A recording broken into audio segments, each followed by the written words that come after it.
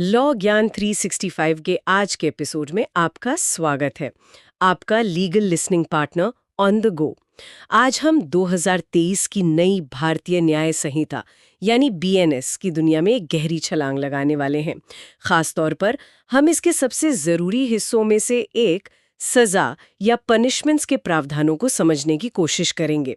और ये सिर्फ पुराने आईपीसी का नाम बदलने जैसा नहीं है। बीएनएस अपने साथ कुछ बहुत बड़े वैचारिक बदलाव लाया है जो हर कानून के छात्र को समझना ही चाहिए। तो आज हम सजा के पूरे फ्रेमवर्क को बिल्कुल जीरो से समझने की कोशिश करेंगे। सबसे पहले हम उन बुनियादी सिद्धांतों को देखेंगे जो बीएनएस की नींव है। एक आपराधिक एक्ट होता क्या है, कॉमन इंटेंशन का असली मतलब क्या है, फिर हम देखेंगे कि एक जज के पास सजा देने के लिए क्या-क्या टूल्स हैं, और आखिर में हम कुछ एक्सट्रीम सिचुएशंस को देखेंगे जैसे सॉलिटरी कन्फाइनमेंट या फिर आदतन अपराधियों के लिए क्या प्रावधान है। तो चलिए शुरू करते हैं। तो किसी को सजा देने से पहले कानून को ये तय करना होता है कि अपराध हुआ कैसे और कौन जिम्मेदार है। तरह से पूरे कानून को पढ़ने का यूजर मैनुअल है? बिल्कुल सही। आप इसे बीएनएस का रूल 0 कह सकते हैं। इसका सबसे पहला नियम यह है कि इस किताब में लिखी हर परिभाषा, हर सजा और हर एग्जाम्पल को हमेशा जनरल एक्सेप्शंस वाले चैप्टर के साथ मिलाकर पढ़ा जाएगा। मतलब कानून ये मानकर चलता है कि वो अपवाद जैसे आत्मरक्षा या दिमागी रूप से अस्वस्थ होना हर जगह लागू होते हैं। उन्हें बार बार लिखने की जरूरत नहीं ताकि किताब बेवजह मोटी ना हो जाए। एग्जैक्टली। मेकर्स ने मान लिया कि आप स्मार्ट हैं, आप पहले वो चैप्टर पढ़ लेंगे। लेकिन सेक्शन 3 में एक और बहुत ही दिलचस्प और अक्सर गलत समझा जाने वाला कॉन्सेप्ट है कॉमन इंटेंशन। हाँ, ये पहले आईपीसी की सेक्शन 34 हुआ करती थी। लोग इसे सेम इंटेंशन से बहुत कंफ्यूज करते हैं। हाँ, ये सेम और कॉमन का चक्कर बहुत परेशान करता है। क्या इसे आसान बनाने का कोई तरीका है? जरूर। इसे समझने के लिए एक बहुत बढ़िया एनालॉजी है। मान लीजिए आपके पास एक लाल रंग की साइकिल है और आपके भाई के पास भी वैसी ही हूबहू एक लाल रंग की साइकिल है। ये हुई सेम या एक जैसी साइकिलें। ठीक है, दो अलग अलग साइकिलें जो एक जैसी दिखती हैं। हाँ, लेकिन अगर आपके घर में सिर्फ एक ही साइकिल है जिसे जरूरत पड़ने पर आप भी चलाती हैं और आपका भाई भी, तो वो साइकिल आप दोनों के लिए कॉमन है। अच्छा, तो कॉमन का मतलब है साझा, शेयर्ड। तो इसे अपराध पर कैसे लागू करेंगे? इसी तरह कॉमन इंटेंशन का मतलब है कि अपराध में शामिल सभी लोगों के बीच एक साझा योजना, एक मीटिंग ऑफ माइंड्स है। उनका मकसद एक ही है। और सेम इंटेंशन क्या हुआ फिर? वहीं सेम इंटेंशन में दो लोग एक ही अपराध कर सकते हैं, लेकिन बिना किसी आपसी प्लान के। जैसे दो दुश्मन एक ही आदमी को मारने के लिए अलग अलग जगह छिपकर गोली चलाएं, बिना एक दूसरे के बारे में जाने। समझ गई। तो कॉमन इंटेंशन में टीम वर्क है। इससे फर्क क्या पड़ता है? मतलब अगर मैंने सिर्फ गाड़ी चलाई और मेरे दोस्त ने बैंक लूटा, तो क्या मेरी जिम्मेदारी कम होगी? बिल्कुल नहीं। यही तो कॉमन इंटेंशन का सबसे बड़ा पॉइंट है। कानून कहता है कि अगर आपका कॉमन प्लान था तो ये मायने नहीं रखता कि आपका रोल छोटा था या बड़ा। मतलब गाड़ी चलाने वाला भी उतना ही जिम्मेदार है? गाड़ी चलाने वाला, बाहर पहरा देने वाला और अंदर बंदूक दिखाने वाला, तीनों उस अपराध के लिए ठीक वैसी जिम्मेदार माने जाएंगे जैसे हर एक ने वो अपराध अकेले किया हो। वाह, इसे जॉइंट लायबिलिटी कहते हैं। ये तो बहुत बड़ा सिद्धांत है। लेकिन मुझे लगता है कि अदालतों ने भी समय के साथ इसकी व्याख्या बदली है। क्या ये हमेशा से ऐसा ही था? नहीं, और ये जानना बहुत जरूरी है। पुराने जमाने में 1945 का एक मशहूर केस है, महबूब शाह बनाम एम्परर। इंडस रिवर केस के नाम से भी जानते हैं इसे, है ना? जी बिल्कुल। उस मामले में प्रिवी काउंसिल ने कहा था कि कॉमन इंटेंशन के लिए प्री प्लानिंग यानी पहले से बनी योजना का होना बहुत जरूरी है। ये मौके पर हीट ऑफ द मोमेंट में नहीं बन सकता। अच्छा, तो उस समय कानून बहुत सख्त था। पहले से मीटिंग करो, प्लान बनाओ, तभी ये धारा लगेगी। हाँ, लेकिन अब सोच बदल गई है। हाल ही में 2023 में सुप्रीम कोर्ट ने राम नरेश बनाम स्टेट ऑफ यूपी केस में एक बहुत ही प्रैक्टिकल नजरिया अपनाया है। तो अब क्या स्टैंड है कोर्ट का? कोर्ट ने साफ कहा कि प्रायर मीटिंग ऑफ माइंड्स जरूरी नहीं है। कॉमन इंटेंशन मौके पर भी, अपराध के दौरान भी बन सकता है। तो इसका मतलब अदालतों ने पूरी तरह से अपनी सोच बदल दी है। एक प्लान जिसे पहले प्री मेडिटेटेड होना जरूरी था, अब वो सचमुच लड़ाई झगड़े के बीच में भी बन सकता है। इसका तो मॉब सिचुएशंस या अचानक हुए दंगों जैसे मामलों पर बहुत बड़ा असर पड़ेगा। बिल्कुल, ये दिखाता है कि कानून कैसे समाज की सच्चाइयों के साथ खुद को विकसित करता है। ये एक रिजिड फॉर्मूला नहीं है, बल्कि एक डायनामिक प्रिंसिपल है। सही बात है। और इसी धारा 3 में एक और छोटी मगर जरूरी बात है। एक्ट शब्द में इल्लीगल ओमिशन भी शामिल है। मतलब कुछ गलत करना तो अपराध है ही, लेकिन जहां आपकी कानूनी जिम्मेदारी है, वहां कुछ न करना भी अपराध हो सकता है। बिल्कुल। जैसे वो नर्स वाला उदाहरण जो जानबूझकर मरीज को दवा न दे। एग्जैक्टली। तो सेक्शन 3 हमें अपराध और अपराधी की जिम्मेदारी तय करने के बुनियादी नियम देता है। ठीक है, तो सेक्शन 3 ने हमें ये समझने में मदद की कि किसे जिम्मेदार ठहराया जाए। अब आते हैं असली मुद्दे पर। एक बार किसी को दोषी पाए जाने के बाद जज के पास उसे सजा देने के लिए क्या-क्या विकल्प हैं? बीएनएस की सेक्शन 4 में कौन-कौन से टूल्स दिए गए हैं? बीएनएस में अब ये लिस्ट बहुत साफ सुथरी और अपडेटेड है। कुल 6 तरह की सजाएं हैं। 1 मृत्यु यानी डेथ पेनल्टी, 2 आजीवन कारावास, 3 कारावास जो 2 तरह का हो सकता है, कठोर मतलब रिगरस और साधारण यानी सिंपल। फिर चौथा है संपत्ति की जब्ती फॉरफीचर ऑफ प्रॉपर्टी, 5वां है जुर्माना या फाइन, और छठा एक नया और बहुत ही महत्वपूर्ण एडिशन है सामुदायिक सेवा यानी कम्युनिटी सर्विस। कम्युनिटी सर्विस, ये तो बहुत सुना है, लेकिन अब ये पोस्ट रूप से कानून का हिस्सा है। ये मुझे इस पूरी लिस्ट में सबसे बड़ा वैचारिक बदलाव लग रहा है। इसे क्यों जोड़ा गया? इसका लक्ष्य क्या है? आपका ऑब्जर्वेशन बिल्कुल सही है। बीएनएस का सबसे बड़ा फिलोसॉफिकल शिफ्ट शायद यही है।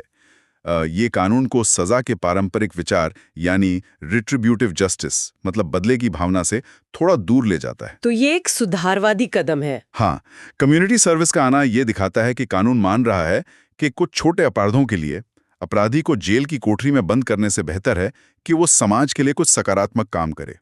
इससे सजा का मकसद ही बदल जाता है, बदला नहीं बल्कि सुधार और सामाजिक योगदान। तो ये छोटे मोटे अपराधों के लिए है ताकि जेलों में भीड़ भी कम हो और अपराधी को सुधरने का मौका भी मिले। एक और चीज, मैंने सुना है कि ट्रांसपोर्टेशन या काला पानी जैसी सजा हटा दी गई है। हाँ, वो कॉलोनियल एरा की सजा थी और अब पूरी तरह अप्रासंगिक हो चुकी थी। उसे हटा दिया गया है। बीएनएस ने सजा के सिस्टम को मॉडर्नाइज किया है। इसी मॉडर्नाइजेशन से जुड़ा एक प्रैक्टिकल सवाल है जो मुझे हमेशा परेशान करता था। मान लीजिए किसी अपराध की सजा है आजीवन कारावास और किसी ने उस अपराध को करने की कोशिश की यानी अटेम्प्ट किया, जिसकी सजा मुख्य अपराध की आधी होती है। तो जीवन भर का आधा कैसे निकालें? किसी की जिंदगी तो 50 साल भी हो सकती है और 100 साल भी।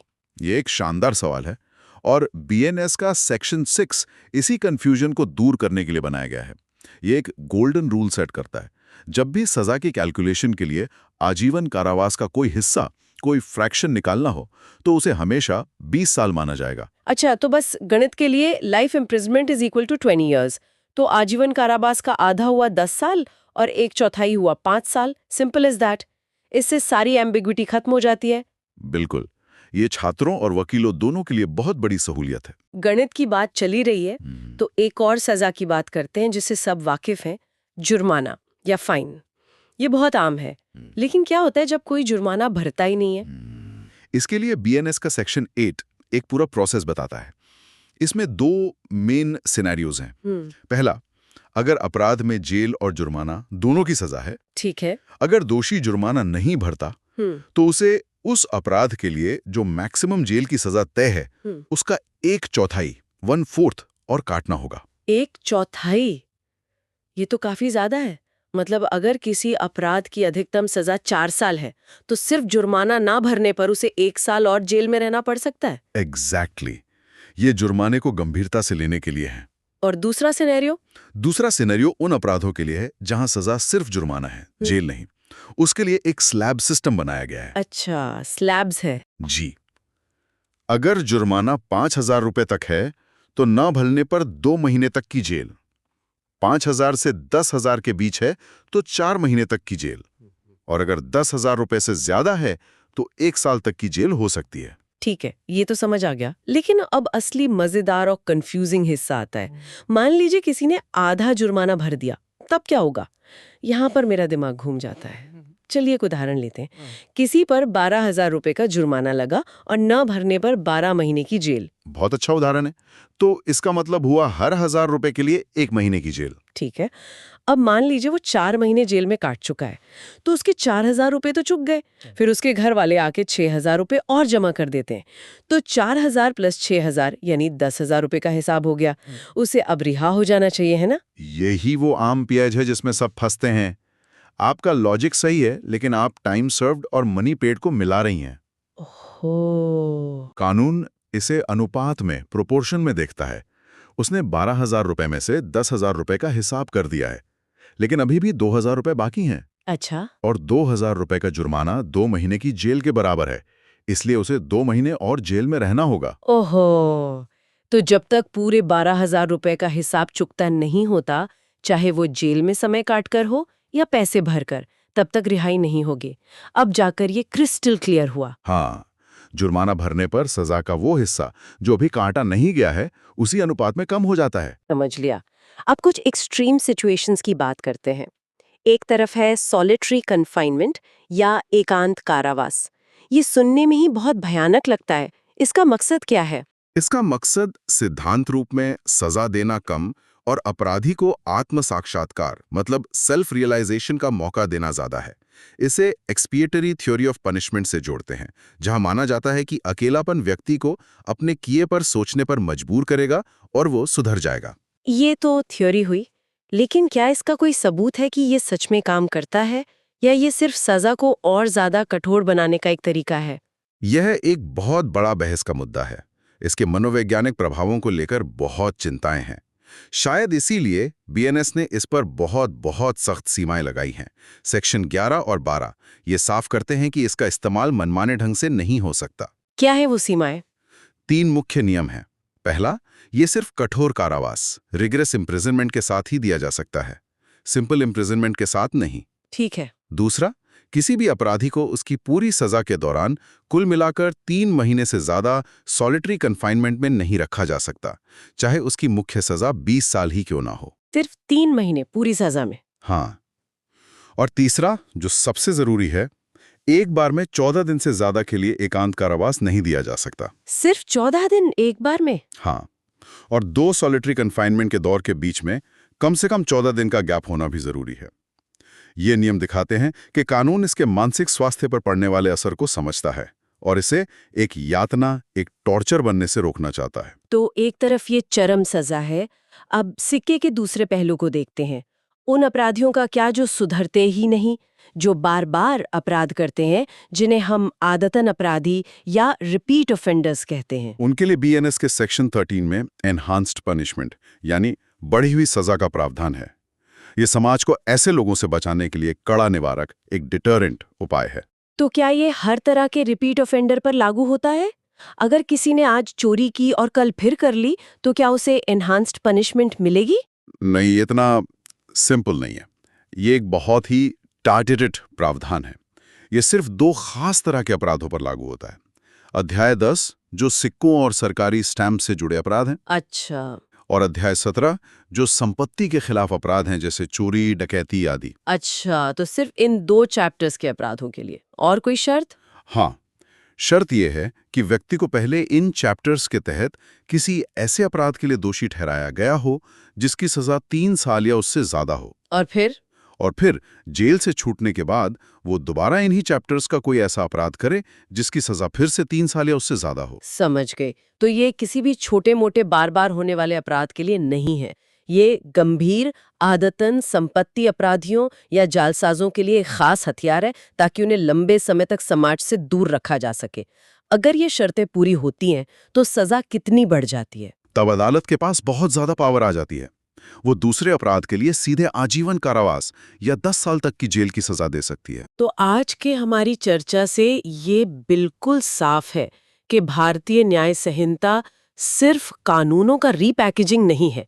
हमने देखा कि बीएनएस कैसे कॉमन इंटेंशन जैसे बुनियादी सिद्धांतों को आज के दौर के हिसाब से ढालता है। हमने कम्युनिटी सर्विस जैसे सुधारवादी कदमों को देखा जो सजा के मकसद पर ही सवाल उठाते हैं। और हमने ये भी देखा कि जुर्माना न भरने से लेकर एकांत कारावास तक हर चीज के लिए कितने स्पेसिफिक और डिटेल्ड नियम बनाए गए हैं। बिल्कुल। हमने बीएनएस की सजा की पूरी फिलॉसफी को परत दर परत खोला है और कम्युनिटी सर्विस जैसी नई सजा का आना हमें एक बड़े सवाल पर सोचने के लिए छोड़ जाता है। आखिर दंड का अंतिम लक्ष्य क्या है? क्या ये सिर्फ बदला लेना है, या समाज में डर पैदा करना है, या फिर अपराधी को सुधारना है? कम्युनिटी सर्विस जैसी सजा पारंपरिक जेल की तुलना में इस संतुलन को किस तरह बदलेगी, ये देखना भविष्य में बहुत दिलचस्प होगा। अगर आप और जानना चाहते हैं या आपके कोई प्रश्न है तो कृपया नीचे कमेंट करें और नए अपडेट के लिए इस चैनल को लाइक, शेयर और सब्सक्राइब करें। धन्यवाद।